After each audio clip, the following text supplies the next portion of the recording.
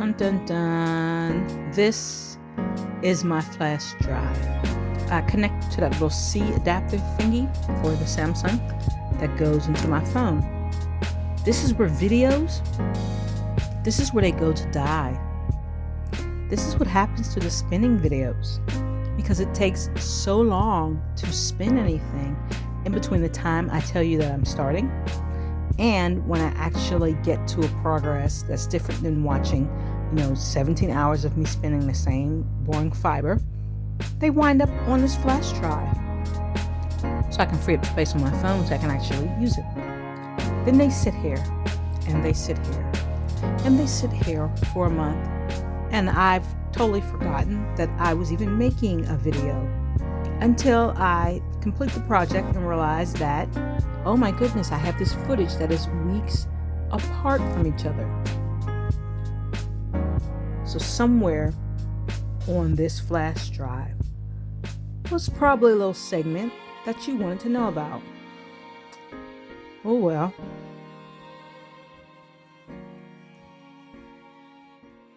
So I mentioned a little while ago, actually probably was a long while ago, a weave along.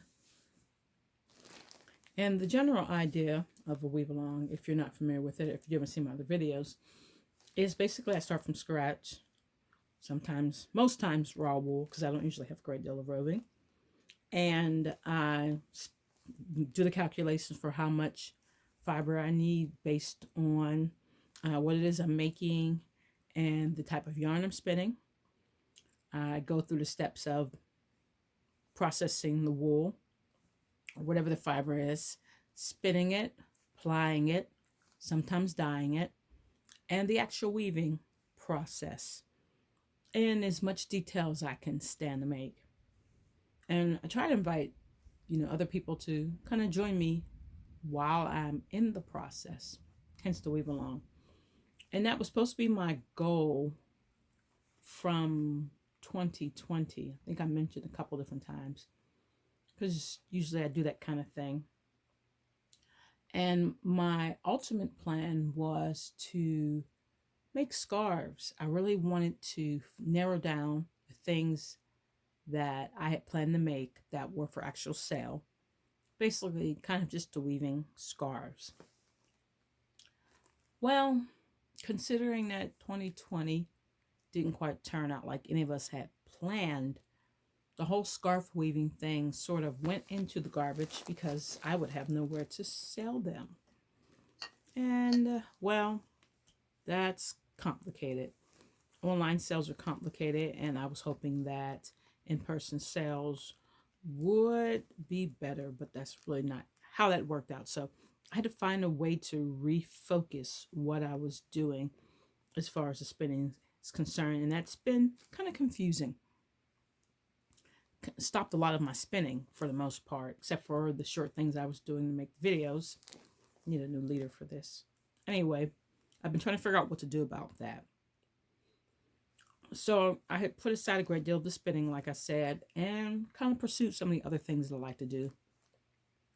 Mostly the historical aspects and getting my back into the historical clothing, and the dolls kind of fit into that. But as you also know, I like to rotate crafts for my sanity, give myself a break, both physically and mentally, trying to avoid repetitive motions. So I just need a small break from the project that is on my sewing table. And I've decided that I'm going to spin. When I spin, I generally have a plan for what I'm spinning.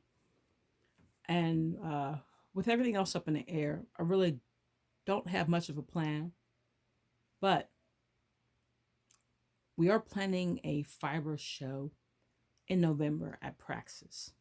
And there will be people and vendors if all goes well.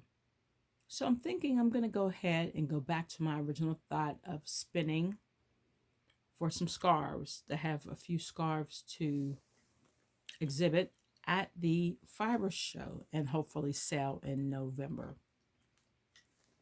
So I'm thinking that's where I'm going. Today, I was supposed to go down to the studio, but we got 4 inches of snow here in northeastern Ohio, so that is definitely not happening. Huh. So I can't dye the yarn that's down there, so we'll just spin some. Now this, honestly, I don't know what this is. I'm thinking when it came to me, it had a tag. It's wool. It's very crimpy. It's nice. If I had to take some kind of guess, I would probably say, actually, I'm not sure what I would say. I think I might say Cordell.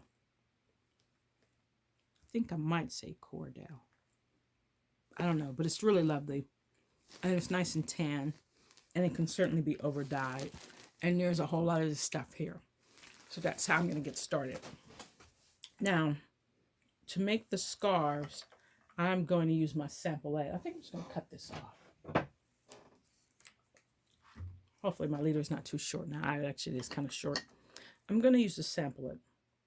I wanted to, you know, when I bought the samplet, it was a package deal. And it was quick and easy. I think it was the Woolery, or maybe it was Paradise Fibers. I'm not sure. Actually, no, I think it was an interweave promotion. So I got the 8-inch. And I think that's all there was at that point. And I quickly discovered, this is kind of thin. Yeah, that's going to be too thin. Let's put a little more on that. I like that better. I quickly discovered that the 8-inch is kind of narrow for me. I wish I had the 10-inch. And in the meantime, I've gotten several other looms. And now I'm wishing I had got the 10-inch samplet. So I'll be looking to sell the 8-inch and acquire the 10-inch. I just want those extra inches for the scarf width that I prefer for the quick scarves. Of course, like I said, I've got the other looms and I can make much wider scarves, but just for that portability, I would like that 10-inch samplet. That one has the 8-dent reed. I thought about buying the 10-dent reed for it, but actually I think I would just rather use the reed substitution chart. It's just not that pressing, believe it or not. It's just not. But at any rate, I'm going to be using the samplet for all the quick scarves. I want this to be pretty close to sport weight. That's how I'm going to spin this all. And basically, this is just going to be hours of spinning up all that roving and plying all that roving. And then I'll give you a count of, I probably should weigh the bag, give you a count of my yardage. Then what I'll probably do after that is decide what I'm going to over dye and what I'm going to keep natural to make several different scarves, a couple different colors, and then take you through the weaving. Now, I just have to say this, just in case this is your first time watching me, I do not usually spin this close to the orifice. Usually I'm much further from the orifice. I'm just trying to stay in the camera view and not give you a really wide shot of all of the craziness I have going on around here. I'd probably say 2 days out of the week, everything is neat enough that I would actually take a picture. And that's usually Sunday afternoon after I put all my church clothes away. And maybe Friday.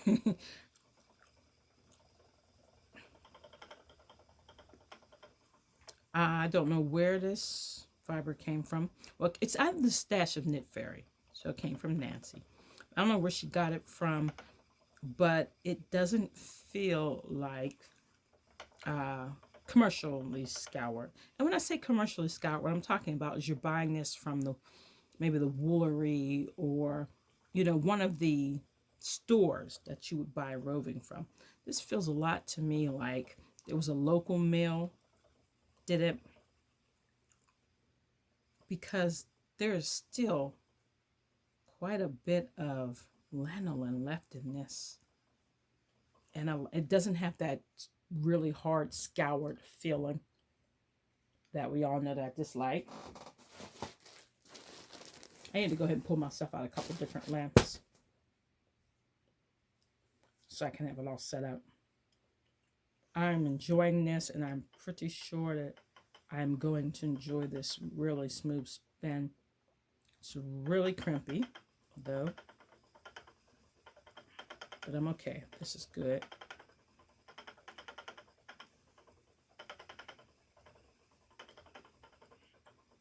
It's going to be nice and relaxing.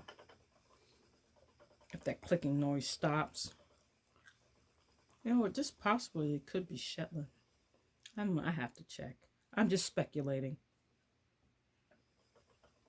I don't actually know. What I do know is that it's wool.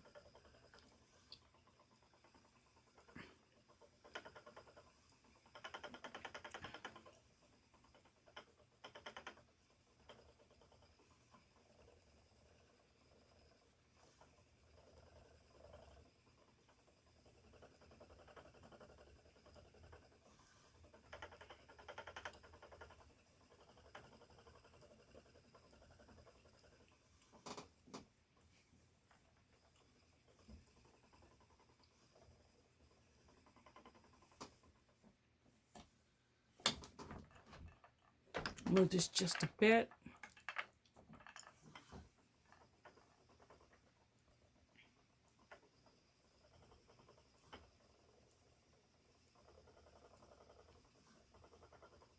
The staple length is not that long, so I have to keep my fingers relatively close together.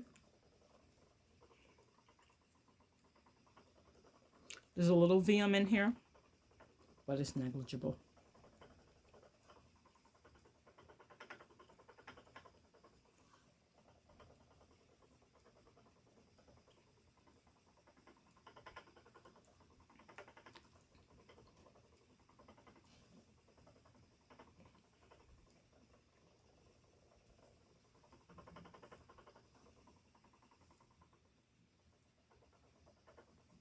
Okay, like I said, this is going to take some time, and I'm just going to spin along. And what I'll do is update my progress with how this is going in subsequent videos. And then as I pass the milestone of each step, then I'll make separate videos. All right, thanks for watching, you guys. Have a great day.